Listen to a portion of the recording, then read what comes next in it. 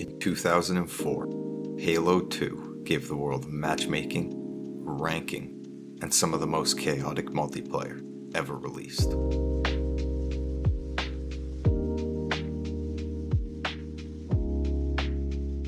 But on the surface of the game's geometry was something Bungie never intended. A glitch that launched players hundreds of feet into the air. This is the story of the Halo 2 Super Bounce.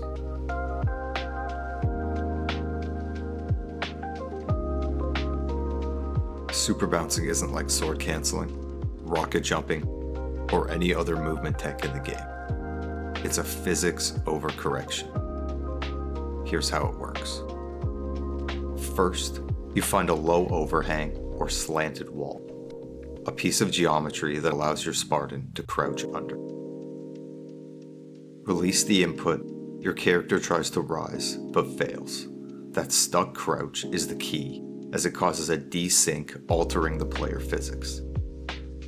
This results in a lower possible collision point within the map for your model. Next, you walk out from the overhang and jump precisely on a polygon seam, the invisible line where two pieces of map geometry meet.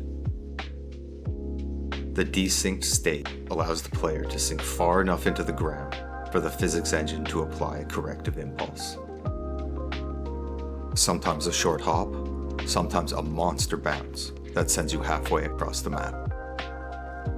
They can be chained into doubles and triples, going higher with each bounce. The farther you fall into the seam, the stronger the launch. No one knows the exact first person who stumbled into a super bounce. Like most great glitches, it came from pure trial and error. First, players noticed that crouching under certain ledges left them in a permanent crouch state. Then, realized that jumping on visible texture lines afterwards boosted them into the air. The community would share their discoveries in-game and online at sites like High Impact Halo. One of the most famous and the first many players learned was on Zanzibar. Break the glass on the second floor above the gate, crouch under the remaining shard, and bounce off the floor line beneath it. Suddenly, you're on top of the structure. From there, the hunt exploded. Headlong, Lockout, Ascension, Sanctuary, Turf, and Burial Mounds. Every map had seams, every map had potential. Players would open the Xbox Live Friends list and quickly close it just to force the textures to reload for a split second so they could see the geometry lines more clearly. What started as random accidents became a full community craft. Bouncers treated it like an art form, searching for new launch points, documenting angles, chaining multi-bounces, and sharing clips wherever they could. Most of the bouncing took place in custom games, and it was pure fun. Join a game from your friends list one day, and all of a sudden you were introduced to a whole new world within Halo 2. In matchmaking, it could be chaos. Players would get to the top of otherwise inaccessible structures and rain fire on the enemy below. On many maps, a bounce could put you above the entire stage, a sniper's dream if you could execute it mid-fight. Using the glitch wasn't cheating, as it was part of the game engine and couldn't be patched out, but it was widely considered cheap and unfair. Bungie frowned upon it in ranked play. However, it was never a bannable offense, like the standby exploit or modding. The community was split into two groups, those who viewed it the same as Bungie, and those who saw it as a skill-based reward as it was hard to pull off consistently mid-fight.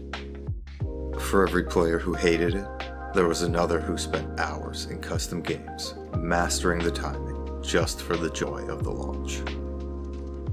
But the good times didn't last. The same geometry bug wasn't found in new entries, and all three versions of Halo 2 that followed, PC in 2007, and both releases of the Master Chief Collection, had a 60-tick update rate instead of 30.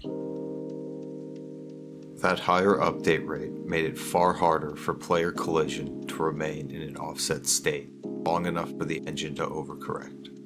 A few bounces still worked, but many broke.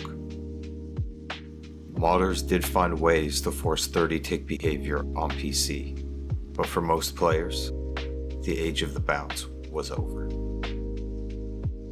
Yet the legend never died. To this day, players still bounce, clips still circulate, and new Spartans wonder how anyone ever figured it out. The super bounce wasn't intended. It couldn't be patched. And for a few high-flying years, it made Halo 2 feel like it had no ceiling. If you've ever launched off a random floor line and watched your Spartan rocket into the sky, you already know. There was nothing quite like a clean Halo 2 super bounce.